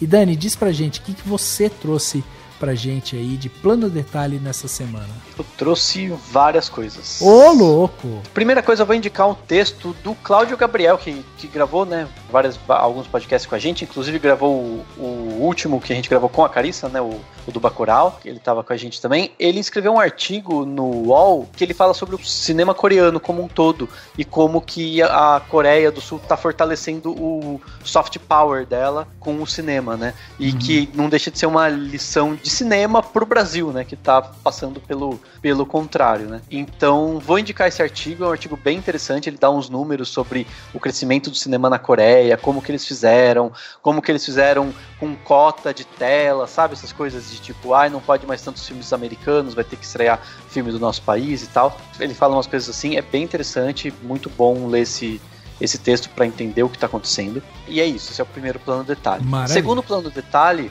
eu vou indicar 3 textos, mas na verdade são não que os textos sejam maravilhosos ou nada demais, são 3 links com histórias bizarras de intrusos em casas. Porque é uma outra coisa que é uma coisa que eu lembrei muito quando eu tava vendo o Parasita, foi isso, assim, eu tinha lido uma vez no Twitter, alguém que linkou por uma matéria, que daí falou de um outro caso e tal, tem umas histórias dessas no Reddit, de pessoas que moravam em casas, que tinham outras pessoas morando e essas pessoas não sabiam. Quando eu vi o filme, eu só lembrei dessa thread do Twitter.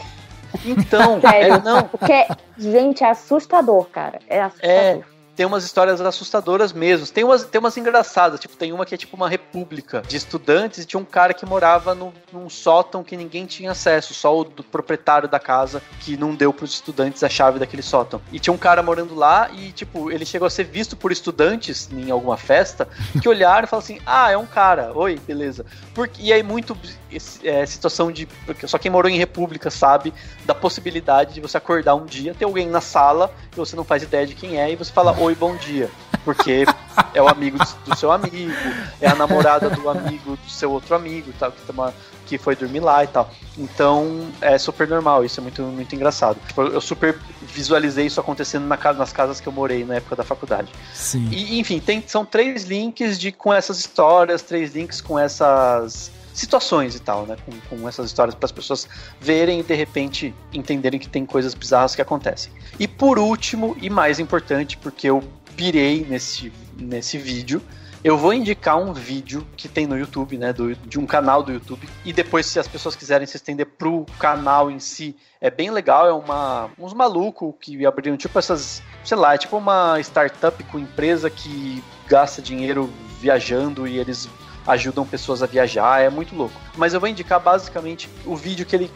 chama Traveling to the Least Visited Country in the World. Eu fiquei fascinado, porque o cara foi para um país chamado Tuvalu, né, que fica lá no meio do Pacífico e que é considerado o país menos visitado do mundo, o país que menos tem turistas e pessoas que vão pra lá, e ele foi pra lá, e tipo, a experiência que ele tem lá, aparentemente é incrível, ele faz umas imagens incríveis, ele mostra umas coisas super interessantes, e é tipo, muito interessante você ver que tem pessoas vivendo numa ilha, no Pacífico, com uma vida super pacífica, inclusive, é uma coisa super tranquila, tipo um aeroporto minúsculo que só tem acho que 1 ou 2 voos por dia, e aí durante o resto do dia as pessoas jogam bola na pista e tal. É muito legal, assim, é muito interessante. O vídeo vale a pena, e aí se quiser estender pelo canal, vale a pena também, porque é um canal interessante. Tem uns vídeos nada a ver, mas tem alguns de viagens malucas, assim, tipo, tem um que os caras foram do nada, tipo, sortearam no Google Earth lá um lugar pra ir, chegaram na Austrália, e aí resolveram ir pra Austrália e chamar uma pessoa pra ir com ele, uma pessoa aleatória pra ir com eles, mergulhar nos corais da Austrália lá, que era o lugar específico que o mapa mandou eles irem. E eles encontram, tipo, um cara que trabalhava num estacionamento, assim, com uma vida, tipo, super difícil e tal, e eles simplesmente falam, vem com a gente, traz um amigo e a gente vai mergulhar no mar lá e nos corais. E, tipo, e aí o cara conta a história dele. É bem interessante, assim, tem umas coisas bem loucas nesse canal, mas esse vídeo do Tuvalu é muito legal e me deu vontade de ir pro Tuvalu.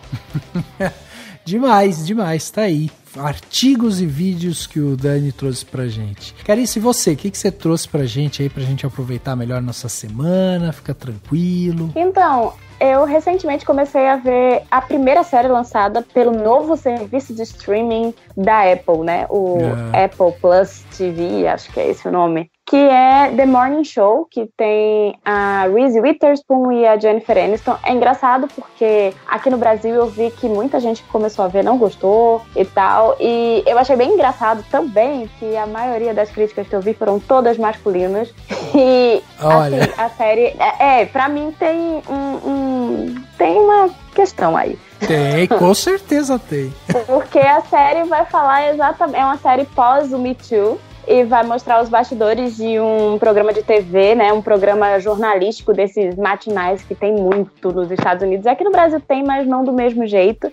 Que são esses programas. É um programa jornalístico, mas tem artistas que vão cantar, tem várias coisas assim. E eles costumam ter um casal de apresentadores, né? E no caso desse programa da série, existe a personagem da Jennifer Aniston e o personagem do Steve Carell. E eles trabalharam juntos como o casal das manhãs.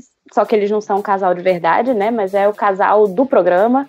Ele foi acusado e demitido, né? Ele foi acusado de assédio sexual e foi demitido da emissora. E aí ela vê a carreira dela totalmente desestruturada quando ela estava perto, ou pelo menos ela achava, perto de uma renovação. E aí a série vai falar sobre isso, né? Como é o universo televisivo, jornalístico, pós o Me Too. Como é essa questão de assédio no mundo de hoje, dentro dos Estados Unidos, e como é que uma mulher, e mais do que uma mulher, porque a série vai ter a Reese Witherspoon indo para um outro caminho também, mas é uma outra jornalista, mas a série vai mostrar essa coisa, assim, tipo, como é que uma mulher que tá ali na casa dos 50, chegando nos 50 anos, reestrutura a sua carreira de novo, principalmente quando ela vive uma vida de homens ditando as próprias regras e, tipo, os homens fazem as coisas erradas, muitas vezes sem nem perceber, porque uma coisa que a série faz de interessante também é ela não defende o abusador, mas ela mostra o lado dele e mostra como ele é fora da realidade, inclusive, sabe? E como é fácil pra ele acusar o outro, mas não enxergar que ele tá fazendo o mesmo tipo de absurdo, sabe? E é uma série escrita por uma mulher, dirigida por mulher, então ela é, até no discurso mesmo, ela é extremamente crítica a toda a estrutura social que a gente tem, que não permite que mulheres envelheçam e que a mulher, para subir na carreira, ela tem que estar sempre calando a boca e vivendo de acordo com ideais masculinos e enfim. Eu acho que a série vai questionar coisas bem interessantes, mas é uma série que eu sei que nem todo mundo vai gostar, mas que eu acho que é importante, é interessante, já tá renovada pra segunda temporada, tem interpretações bem boas, a Jennifer Aniston tá, assim, incrível, maravilhosa, e é maravilhoso ver a Jennifer Aniston fazendo um papel tão diferente de tudo que ela costuma fazer, e, enfim, quando a pessoa produz o próprio trabalho, né, facilita. Com certeza. Ela se coloca ela coloca um desafio pra ela mesma, né? Ao invés dela ser só a mulher engraçada, que é o que ela passou a carreira inteira fazendo, basicamente. Sim. Apesar dela ter filmes assim que ninguém viu, que ela é ótima fazendo drama, mas enfim. Não, sensacional. Com certeza, só pela sua sinopse já deu pra entender porque tem muito homem se incomodando, né? Por que será? Por que será? Pois é. Muito bem, que demais. Então, ó, tem série pra vocês verem, tem artigo pra vocês lerem, tem vídeo aí que o Dani passou pra gente e eu vou começar dando aqui meu plano de detalhe sustentável, né? Que é: não use sacolas plásticas. Eu queria incentivar as pessoas a não usarem sacolas plásticas. Use aquelas eco bags para carregar suas compras. Sacola plástica, elas são as grandes vilãs do meio ambiente. Elas são produzidas com matéria-prima oriunda do petróleo ou gás natural, que não são renováveis e elas não são biodegradáveis. Então, quando você pega a sacola plástica aí no supermercado, por mais que você reutilize ela em casa e tal, a infinidade de sacolas plásticas, elas sempre prejudicam o meio ambiente. Então, além disso, né, elas são uma causa recorrente aí de entupimentos de bueiros e tal. Então, gente, se você puder, compra uma eco bag. Ela é barata, não é cara, não é nada. Tem caixa também, caixa de papelão. Muitos supermercados hoje colocam caixa de papelão. Sacola de evento. Você vai, o povo dá tipo aquelas sacolas de pano. Tem inclusive a da Mostra de São Paulo, que é boa. Dá pra usar mesmo. Exatamente. E aí, ainda promove o evento. Olha que maravilha. Um ótimo plano de detalhe sustentável é não use sacolas plásticas. São pequenas atitudes que você toma, né, no seu dia a dia que você pode ajudar o meio ambiente. O meu segundo plano de detalhe é um vídeo. Eu acho que eu já falei aqui do canal, mas vou voltar a falar. O programa do Gregório do Vivier, que é o Greg News, né? E ele tem um programa dentro do canal lá da HBO no YouTube. E ele recentemente lançou um programa que é Greg News, tirem suas próprias conclusões. E ele vai falar sobre o caso Marielle. É sensacional. É sensacional pela narrativa, é sensacional pelas piadas, é sensacional por tudo que ele constrói ali. E mais, ele deixa essa pulga atrás da orelha para que você tire suas próprias conclusões desse caso que há tanto tempo a gente não tem uma resposta. A gente não sabe quem mandou matar a Marielle. A gente está esperando essa resposta até hoje. A justiça e a investigação correm lentas e obviamente que tá claro, né, que existem alguns interesses aí por trás disso, por isso que a gente tem esse problema de ser tão devagar essas investigações. Então eu convido vocês, vai ter link aqui no post de tudo que a gente está falando, mas vai ter link aqui também especificamente sobre esse vídeo do Gregório do Vivier, o Greg News, tirem suas próprias conclusões. Tá sensacional, foi o último episódio dele esse ano, mas ele vai voltar em 2020 com mais episódios, mais críticas e um olhar muito atento a tudo que está acontecendo. E por fim, meu último plano de detalhe de hoje é o podcast Art of the Cut Podcast, né? Que é um podcast que fala sobre edição de filmes.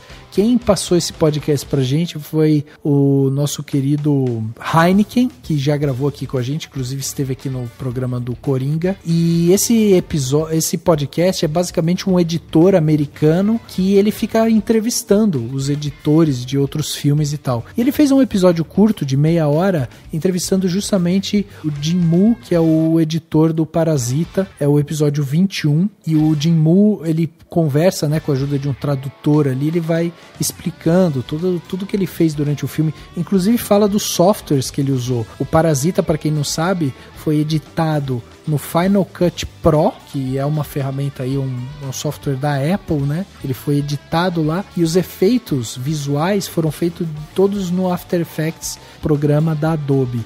Então, tipo, é demais, assim, você ver essa proximidade, sabe? Ter programas tão próximos de você que, tipo, pô, o cara editou um filme num programa aí que, sabe, tá fazendo 110 milhões de dólares no mundo. Então, eu acho muito legal isso. O podcast ele é inteiro em inglês, então pra quem não entende inglês e tal, infelizmente não vai conseguir acompanhar, mas pra quem entende, fica essa dica aí. Art of the Cut, podcast sensacional, episódio 21, falando com Jim Moo, editor do Parasita.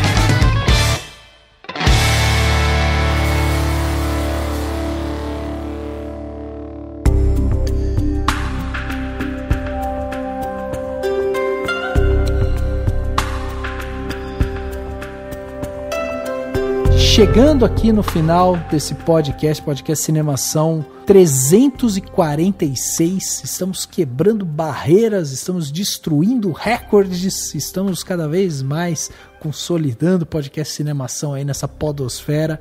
E eu queria agradecer aqui a presença da Carissa, que veio tão gentilmente debater esse filme com a gente. Então, Carissa, obrigado pela sua presença aqui com a gente. Eu queria que você deixasse, né, um convite para quem está ouvindo a gente, quem quiser ver você em vídeo, em cores, em áudio, no YouTube, como é que faz? Primeiro, obrigada mais uma vez pelo convite, é sempre muito legal participar, adoro debater filmes com vocês que sempre trazem umas coisas bem interessantes para pensar. Já tô até reavaliando a minha nota do Parasita, tá vendo? Já tá jogando um pouquinho pra cima. Quem sabe? A possibilidade existe, gente. Sempre existe. É isso aí, nada é fechadinho, é isso aí. Não é? E pra me achar é só procurar Carissa Vieira com C lá no YouTube. E eu também tô sempre falando de filmes, séries e mostrando meu gato, que é muito bonito, lá no Instagram. Ele é muito bonito e ele é muito fofo, gente. Então, assim, e é só procurar também Carissa Vieira lá no Instagram. Eu tô sempre por lá. E no Twitter reclamando do atual estado do Brasil, mostrando também meu gato e falando sobre os filmes que eu vejo também. Porque a pessoa só fala de filme de série, gente. É uma tragédia. Demais, demais. Fica aí esse convite, então, para você ir lá acompanhar o trabalho da Carissa, um trabalho super bem feito, que a gente gosta tanto, né? Por isso que a gente traz ela aqui também, fica esse convite. Obrigado novamente, Carissa. Dani, obrigado também pela sua presença e já deixar um aviso, no próximo podcast, o Dani estará aqui comandando o podcast do Cinemação, porque eu estarei ausente, estarei em viagem e o Dani, pela primeira vez na história desse país, estará sendo o host do podcast Cinemação. Host de um podcast comum, porque eu praticamente fui no da mostra. É, verdade. Lembrando. Não, mas não foi outra coisa. Mas enfim. É isso aí. Mas vou estar aqui e é isso. E vou estar aí, tô toda semana e é isso. Eu confesso que eu tô torcendo pro ano acabar logo, porque eu já estou cansado. Mas tá tudo bem, tamo feliz, tamo indo. Semana que vem tem mais filme. O podcast Cinemação 346 fica por aqui e a gente se vê no próximo.